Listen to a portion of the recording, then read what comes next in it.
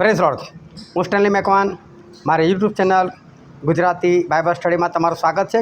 મારી ચેનલને તમે આજે અત્યારે આ ઘડીએ તમે સબસ્ક્રાઈબ કરી લો અને ઈશ્વરના જ્ઞાનમાં તમે વધતા જાઓ. ઈશ્વરે જ્યારે મનુષ્યને બનાવ્યું ત્યારે બાઇબલમાં એવું કહેવામાં આવ્યું છે કે તેમણે પોતાના સ્વરૂપ અને પોતાની પ્રતિમા પ્રમાણે માણસને બનાવ્યું. અને એ માણસ એટલે આદમ અને સ્ત્રી એટલે કે જેનું પાછળથી નામ પાડવામાં આવ્યું હવા. હવે શું થયું કે આદમ 130 વર્ષના થાય છે અને આદમ 130 વર્ષના થાય છે ત્યારે એમને એક બાળક જન્મે છે. એ બાળકનું નામ એમણે શેથ પાડ્યું. પણ શેથ વિશે એવું લખવામાં આવ્યું છે કે આદમને તેના સ્વરૂપ અને તેની પ્રતિમા પ્રમાણે શેથ જન્મ્યો. તો આદમ તો ઈશ્વરના સ્વરૂપમાં હતા, તો શેથ માટે કેમ એવું ના લખ્યું કે શેથ ઈશ્વરના સ્વરૂપમાં અને ઈશ્વરની પ્રતિમામાં એ જન્મ લીધો એમણે? તો ઈશ્વરે બાઇબલની અંદર એવું કેમ લખાવડાયું કે શેથ એ આદમના સ્વરૂપમાં અને આદમની પ્રતિમામાં હતો? એવું તો શું થઈ ગયું? કેમ ઈશ્વરના સ્વરૂપમાં ના લખવામાં આવ્યું અને કેમ આદમના સ્વરૂપમાં લખવામાં આવ્યું? શું આની પાછળ કોઈ કારણ છે? શું આની પાછળ કોઈક ઈશ્વરની વાત રહેલી છે? હા, આની પાછળ બહુ મોટો ભેદ છે. આની પાછળ બહુ મોટું રહસ્ય છે. અને રહસ્ય શું છે એ જાણવા માટે આ વિડીયોને તમે આખો જુઓ.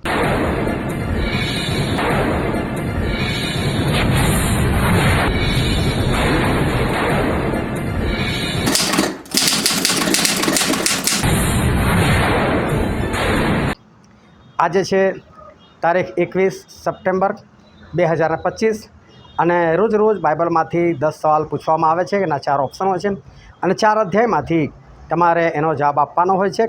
અને આ ઈશ્વરના જ્ઞાનમાં તમે વધતા જાઓ એના માટે આ શરૂ કરેલું છે. અને જો તમે જોડાવા ચાહતા હોય તો તમે તમારું નામ, સરનામું અને તમે આ પ્રશ્નોત્તરીમાં જોડાવા ચાહો છો એવું લખીને મોકલો. તો આવતીકાલથી તમને પણ પ્રશ્નો મોકલવામાં આવશે. અને રવિવારે આવા ખાસ પ્રકારના અલગ સવાલ પૂછવામાં આવે છે કે જે આખા બાઇબલમાંથી હોય છે અને એ પ્રશ્નોનો જવાબ એવો હોય છે કે જે સમજાવવો પડે એવો હોય છે. અને અત્યાર સુધી લગભગ બધા એમાં નિષ્ફળ ગયા છે યોગ્ય રીતે સમજાવવામાં. પરંતુ આ તો ખાલી ઈશ્વરના જ્ઞાનમાં તમે વધતા જાઓ એના માટે છે. કોઈ પરીક્ષા એવું હોતું નથી. પરંતુ એનો જવાબ પછી હું આ રીતે વિડીયો મારફતે તમને આપતો હોઉં છું અને ઈશ્વર ચોક્કસ તમને પુષ્કળતામાં આગળ વધારશે અને ઈશ્વર તમને પુષ્કળ આશીર્વાદ આપશે. પણ તમે મારી સાથે આ રીતે બની રહો. હવે બાઇબલની અંદર હું તમને દેખાડું છું કે ઉત્પત્તિનું પુસ્તક અને તેનો 1લો અધ્યાય અને તેની 26મી કલમ. અને દેવે કહ્યું કે આપણે પોતાના સ્વરૂપ તથા પ્રતિમા પ્રમાણે માણસને બનાવીએ અને સમુદ્રના માછલા પર તથા આકાશના પક્ષીઓ પર તથા ગ્રામ્ય પશુઓ પર તથા આખી પૃથ્વી પર તથા પૃથ્વી પર પેટે ચાલનારા સગળા પ્રાણીઓ પર તેઓ અમલ ચલાવે. અહીં એવું લખેલું છે કે ઈશ્વરે વાત કરી કે આપણે આપણા સ્વરૂપ અને પ્રતિમા પ્રમાણે માણસને બનાવે. અને પછી ઈશ્વરે પોતાના સ્વરૂપ અને પોતાની પ્રતિમા પ્રમાણે આદમ અને આદમની પાસળીમાંથી પછી એની સ્ત્રી લીધી અને સ્ત્રી બનાવી અને એને આદમે પાછળથી નામ આપ્યું હવા. હવે આદમ 130 વર્ષના થાય છે. એની પહેલાં આ પૃથ્વી પર પાપ આવી જાય છે અને પાપ આવ્યા પછી એ લોકોને એદન વાડીમાંથી બહાર કાઢી મૂકવામાં આવે છે. અને ત્યાર પછી ઉત્પત્તિનું પુસ્તક તેનો 5મો અધ્યાય અને તેની 3જી કલમ. અને આદમ 130 વર્ષનો થયો ત્યારે તેને પોતાની પ્રતિમા તથા સ્વરૂપ પ્રમાણે દીકરો થયો અને તેણે તેનું નામ શેથ પાડ્યું. એ બહુ સ્પષ્ટ લખવામાં આવ્યું છે કે આદમ 130 વર્ષનો થયો ત્યારે તેને એના પોતાના સ્વરૂપ અને પોતાની પ્રતિમા પ્રમાણે દીકરો જન્મ્યો અને તેણે તેનું નામ શેથ પાડ્યું. તો શું ઈશ્વરની પ્રતિમા અને ઈશ્વરનું સ્વરૂપ શું હવે આદમની અંદર રહ્યું નહોતું? જ્યારે આપણે સ્વરૂપની વાત કરીએ છીએ ત્યારે એ બાહ્ય સ્વરૂપની વાત છે. અને પ્રતિમા જે શબ્દ છે એનો અર્થ થાય છે સમાનતા, એટલે કે જેવો ઈશ્વરનો સ્વભાવ છે એવો સ્વભાવ.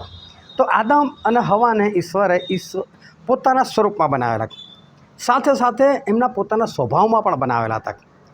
પરંતુ જ્યારે પાપ આવ્યું ત્યારે સ્વભાવ તો જતો રહ્યો, કારણ કે સ્વભાવ પવિત્ર આત્માથી હતો. અપવિત્ર આત્મા જ નીકળી ગયા એ સ્વભાવ તો જતો રહ્યો. પરંતુ હું સ્વભાવને છોડીને અત્યારે ખાસ સ્વરૂપ પર ભાર આપવા માગું છું કે શું સ્વરૂપ પણ બદલાઈ ગયું? ના, સ્વરૂપ તો ના બદલાય. પરંતુ એદનવાડી જે છે ને એ બહુ જોરદાર જગ્યા હતી અને બહુ પવિત્ર જગ્યા હતી. તમે અત્યારે જુઓ કે તમે રોજ સવાર પડે ને અને સવાર પડે ને એટલે તમને છે ને પ્રેશર આવે અને પ્રેશર આવે ને એટલે તમને 2 નંબર જવું પડે છે. આ કોઈ ખુશીની વાત નથી, કોઈ આનંદની વાત નથી. આપણી મજબૂરી છે કે આવો પેટમાં બગાડ થાય છે અને બગાડ કાઢવા માટે આપણે જવું જ પડે છે. અને જો ના નીકળે તો પેટમાં દુખાવો થાય છે અને એને કારણે લોકોએ જવું જ પડે છે. કાં તો દવા લેવી પડે છે એના માટે, હાજમોલા લેવો પડે છે, કોઈને સોડા પીવી પડે છે, તો કેટલા લોકો પાછા વ્યસન કરે છે એના માટે. ચલો બધી વાત બધું બાજુ પર, પરંતુ તમને એક વાત કહેવા માગું છું કે એદનવાડીમાં આવું નહોતું. હા, એદનવાડીની અંદર આદમ કે હવાને ના તો પેશાબ આવતો હતો, ના તો એ લોકોને સવારે દિશાએ કે પછી હાજતે કે પછી ટોયલેટ માટે જવું પડતું નહોતું. સંડાસ એ લોકોને લાગતી નથી અને પેશાબ એ લોકોને થતી નથી. આ કોઈ બીમારી નથી, પરંતુ આ જગ્યા એટલી બધી પવિત્ર હતી કે પવિત્રની અંદર આ વસ્તુ હતી નહીં. આ વસ્તુ પ્રભુએ આપી જ નથી એ લોકોને, કેમ કે એવું કશું થવાનું જ નહોતું. જે ખાય બધું પચી જાય, જે પાણી પીવે બધું પચી જાય, બસ બહાર ના નીકળે, ગંદકી બનીને બહાર ના નીકળે. હવે તમને છે ને આ બધું એવું લાગશે કે ના આ તો ફાળાફાળ છે કે ફેંકાફેંક છે કે પછી આ ખોટી વસ્તુ છે. ના, ખાલી તમે વિચારો, સ્વર્ગમાં શું પ્રભુ ટોયલેટ જતા હશે? શું સ્વર્ગમાં એમને પેશાબ લાગતો હશે? શું સ્વર્ગમાં પણ આવી કોઈ જગ્યા હશે જ્યાં ટોયલેટ બાથરૂમ આવું બધું બનાવ્યું હોય? સ્વર્ગ તો એવી જગ્યા છે ને ત્યાં તમને નાહવાની પણ જરૂર નથી, ત્યાં તમે ગંદા જ થતા નથી. ઈશ્વર એવી જગ્યાએ છે ને જે બહુ જોરદાર છે અને એમણે એમના સ્વરૂપમાં આપણને માણસને બનાવેલા હતા અને એટલે કોઈ પ્રોબ્લેમ નહોતો. આવી વસ્તુ હતી જ નહીં. મને તો ટોયલેટ જોવાની પણ ઘૃણા ચડે છે અને મને એવું થાય છે ક્યારે 1000 વર્ષનું રાજ આવી જાય, ક્યારે ઈશ્વર રાજ્યમાં જતા રહે ને આ બધી બાબતોથી આપણે આઝાદ થઈ જઈએ. તમે જો પ્રભુ સા પૃથ્વી પર હતા ત્યારે એમણે બધા બહુ ચમત્કારો કર્યા. રસ્તે ચાલતા ચમત્કાર કર્યા, ભૂખ લાગી તો ચમત્કાર કર્યા, તરસ લાગી તો ચમત્કાર કર્યા, થાકી ગયા તો ચમત્કાર કર્યા. પણ તો કોઈ જગ્યાએ એવું વાંચ્યું એમને પેશાબ લાગીને ચમત્કાર થયો કે ટોયલેટ ગયા અને ચમત્કાર થયો? ના, પ્રભુ શુંને એમના જીવનકાળ દરમિયાન કદી પેશાબ માટે જવાનું નથી થયું અને કદી પણ એમને ટોયલેટ માટે જવાનું નથી થયું. હું બધું બાઇબલથી સાબિત કરીશ અને તમને દેખાડીશ કે ક્યાં આગળ શું પ્રોબ્લેમ થઈ ગયો અને કેવી સમસ્યા આવી ગઈ કે જેને કારણે આ સ્વરૂપ એ બદલાઈ ગયું. અને ચલો પૃથ્વી તો પછી વધતી ગઈ. પછી ઈશ્વરે ઇબ્રાહિમને પસંદ કર્યા, પછી ઇબ્રાહિમથી ઇસાક, ઇસાકથી યાકૂબ આવ્યા, યાકૂબનું નામ ઇઝરાયલ પાડવામાં આવ્યું અને એમનાથી આખી ઇઝરાયલ કોમ પેદા થઈ. અને આદમ અને હવાની ઈશ્વરે એક આજ્ઞા આપેલી હતી કે ભલું પૂંડું જાણવાનું જે વૃક્ષ છે ને એનું ફળ નહીં ખાવ. ત્યાં પછી તમે આખું બાઇબલ જુઓ, વચ્ચે ઈશ્વરે કોઈના દ્વારા કોઈ આજ્ઞાઓ નથી આપી. પછી આજ્ઞાઓ ક્યારે આવી? મૂસાએ ત્યારે. અને મૂસાએ ત્યારે ઈશ્વરે એક આજ્ઞા ખાસ આપી અને હું એ આજ્ઞા માટે તમને આજે કહેવા માગું છું કે એ આજ્ઞા શું હતી. પુનર્નિર્માણનું પુસ્તક, ત્યાં 23મો અધ્યાય અને તેની 12, 13 અને 14મી કલમ. વળી દિશાએ જવાને માટે છાવણીની બહાર તારે એક જગા રાખવી ને ત્યાં તારે દિશાએ જવું. આ જૂની ભાષા છે. દિશાએ જવું એટલે ટોયલેટ માટે જવું. તો કે એના માટે તારે કઈ જવાનું? તો કે તારી જગ્યાની બહાર, છાવણીની બહાર. એટલે કે ટોયલેટ છે ને તમારે જ્યાં તમે રહો છો ને એ જગ્યા પર ટોયલેટની જગ્યા ના હોવી જોઈએ. દિશા એટલે કે ટોયલેટ, એના માટે તમારે બહાર જવાનું. એ તમારો જે વિસ્તાર છે ને એ વિસ્તાર છોડીને તમારે બહારની જગ્યાએ જવાનું. જો બધું આગળ લખેલું છે, હું તમને વંચાવું. પછી આગળ લખેલું છે, તારા હથિયારોમાં તારી પાસે પાવડો રહે અને જ્યારે તું દિશાએ જાય ત્યારે તેનાથી તારે ખોદીને તારામાંથી નીકળેલો મળ ઢાંકી દેવો. જ્યારે તું દિશાએ જાય એટલે ટોયલેટમાં જાય, જે બી ગંદકી તારામાંથી નીકળે એને તારે ખાડો ખોદીને તારે દફન કરીને દાટીને તારે આવું પ્રભુએ આજ્ઞા આપેલી. હું કહું છું જો આદમ અને હવાને આવું હોત તો ઈશ્વર આદમને હવાને આજ્ઞા ના આપત કે ભાઈ તારે તમે દિશાએ જાઓ તારે પાવડો લઈને જજો? શું પાવડો બનાવીને ના આપતા? પણ ઈશ્વરે આ લોકોને આવું કશું જ નહોતું કીધું. આ તો પહેલી વખત આજ્ઞા આવી, રસ્તામાં હતા ત્યારે આજ્ઞા આવી. એનો મતલબ આદમને હવા નહોતા જતા, એ લોકોને લાગતું જ નહોતું. ક્યારે? જ્યાં સુધી પાપ નહોતું આવ્યું ને ત્યાં સુધી. પાપ પછી તો બધું થયું. હવે હું તમને કહું કે હજુ તમને કદાચ ગપગોળો લાગતો હોય તો આગળ વાંચીએ આપણે. અને આગળ એવું લખેલું છે, કેમ કે યહોવા તારો દેવ તને ઉગારવાને ને તારી સામે તારા શત્રુઓને તારા હાથમાં સોંપવાને તારી છાવણી મધ્યે ચાલે છે. માટે તારી છાવણી શુદ્ધ રહે, એ માટે કે તારામાં કોઈ અશુદ્ધ વસ્તુ દેખીને તે તારાથી દૂર ન જાય. જો બાઇબલ શું કહે છે? અશુદ્ધ વસ્તુ એટલે કે મળ, એટલે કે તારામાંથી નીકળેલું સંડાસ, એ જો છાવણી મધ્ય હોય અને છાવણી અશુદ્ધ થાય અને ઈશ્વર તારી મધ્ય ના આવે ઈશ્વર કહે છે હું તારી મધ્યે આવું છું, કે છે હું તારી મધ્યે ચાલું છું. અને એટલે હવે એ મળ ત્યાં ના હોવો જોઈએ, એ જોઈને હું તો જતો રહીશ પાછો, હું તારી મધ્યે નહીં આવું. જે સરાય ગંદકી મધ્યે તો ચાલવા પણ નથી આવતા. તો તમે વિચાર કરો, તો સ્વર્ગમાં હોય એવું? સ્વર્ગમાં નથી. આ પાપ આવ્યું ને એટલે ટોયલેટ અને પેશાબનો પ્રશ્ન ઊભો થયો, બાકી આ પ્રશ્ન પહેલાં હતો નહીં. અને જ્યારે આદમ અને હવાએ પાપ કર્યું ને એટલે પછી એ લોકોના શરીરની અંદર થોડો ઘણો ફેરફાર કરવામાં આવ્યો કે હવે તું દુઃખે ખાશે, હવે તું રોટલી ખાશે, હવે તું શાક ખાશે. બાકી પેલા ફળફળાદીની ઈશ્વરના આશીર્વાદથી વસ્તુઓ ખાવાની હતી ને તો કશું નહોતું થવાનું. લોકોને કોઈ બગાડ નહોતો થવાનો, કોઈ અપચો નહોતો થવાનો, કોઈ ટોયલેટ નીકળવાનું નહોતું, કોઈ પેશાબ નહોતો થવાનો.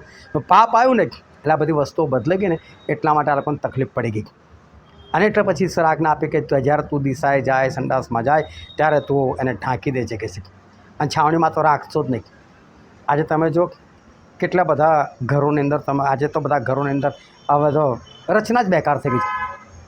રસોડાની બાજુમાં ટોયલેટ હોય, કેટલું ગંદુ લાગે.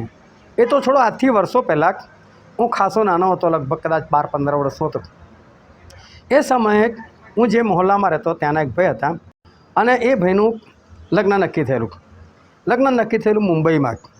અને જ્યારે જાન લઈને ત્યાં ગયા, હું જ નહોતો ગયો, હું તો નાનો હતો. પણ જે લોકો જાનમાં ગયા, જાનમાંથી જ્યારે જઈને આવ્યા ત્યારે લોકોએ જે વાત કરી કે આ મુંબઈવાળા તો બહુ ગંદા કહે છે. એ કેવા ગંદા? તો કહે છે કે ત્યાં તો કહે છે કે ટોયલેટ અને બાથરૂમ બે સાથે હોય, કહે છે એક બાજુ ટોયલેટ જવાનું હોય ને એક બાજુ બાથરૂમ હોય. કે હવે ત્યાં તો જગ્યાના અભાવ લોકો આવું બનાવતા થયા. પરંતુ આજે આ વસ્તુ છે ને ઘરે ઘરે થઈ ગઈ. આજે વડોદરામાં, અમદાવાદમાં કે પંજાબમાં કે ગુજરાતમાં કોઈ પણ જગ્યાએ જાઓ આ ટોયલેટને બાથરૂમ સાથે હોય છે. મને તો ખરેખર આજે પણ બહુ ચિત્રી ચડે. જ્યાં ટોયલેટ હોય ત્યાં જ નહાવાનું, જ્યાં ગંદકી કરે ત્યાં જ નહાવાનું. કેટલું ખરાબ! મને તો ગમતું જ નથી. ઈશ્વરે મારી પર કૃપા કરીને મેં જે જગ્યા પર ઘર બનાવ્યું, મેં તો ઘરની બહારની સાઈડ જ ટોયલેટને બાથરૂમ બનાવ્યા. એ પણ અલગ અલગ, ટોયલેટ બી અલગ અને બાથરૂમ બી અલગ. મને આજની તારીખમાં નથી ગમતું. અને એનું કારણ છે કે ખરેખર ઈશ્વરના નથી ગમતું, એટલે ઈશ્વરના લોકોને પણ ના ગમવું જોઈએ. અને આ વસ્તુ ખરેખર ખરાબ છે, ઈશ્વર તરફથી નથી. આ તો પાપના કારણે આપણા જીવનમાં આવી ગયું. પરંતુ ભવિષ્યમાં જ્યારે આપણે 1000 વર્ષના રાજ્યમાં હોઈશું ને અને સ્વર્ગમાં જઈશું ને ત્યારે તમે આ વસ્તુ જોજો કે આ વસ્તુ ત્યાં નહીં હોય. ત્યાં આપણને આ બધી બાબતની શાંતિ હશે. અને માટે બાઇબલમાં એવું લખવામાં આવ્યું કે આદમ 130 વર્ષના થયા ત્યારે એમને એમના સ્વરૂપમાં અને એમની પ્રતિમામાં, કેમ કે સ્વભાવ બી બદલેલો હતો. હવે ઈશ્વરીય સ્વભાવમાં થોડા લોકો જન્મે, હવે તો બધા શૈતાની સ્વભાવમાં જન્મે છે. એ તો જ્યારે વિશ્વાસમાં આવે અને પવિત્ર આત્મા પ્રાપ્ત કરે ત્યારે સ્વભાવ બદલાય. બાકી તો એ લડાઈ ઝઘડા અને કંકાસ જ હોય, ભલે નાનું બાળક હોય તોય શું છે. અને માટે લખવામાં આવ્યું કે શેથ એ આદમના સ્વરૂપમાં અને આદમની સમાનતામાં હતો, કારણ કે ઈશ્વરનું સ્વરૂપ તો જતું રહેલું હતું અને ઈશ્વરની અંદર કંઈક ફેરફાર થયેલો હતો. તો આવી ભેદભરી વાતો, રહસ્યવાળી વાતો, જેનાથી તમારો વિશ્વાસ વધે અને આપણા ઈશ્વર કેટલા પવિત્ર છે, શુદ્ધ છે, એને તમને ભાન થાય. એના માટે તમે આ પ્રસ્તુતરીમાં ભાગ લો. ઈશ્વર તમને પુષ્કળ આશીર્વાદ આપે. આમેન.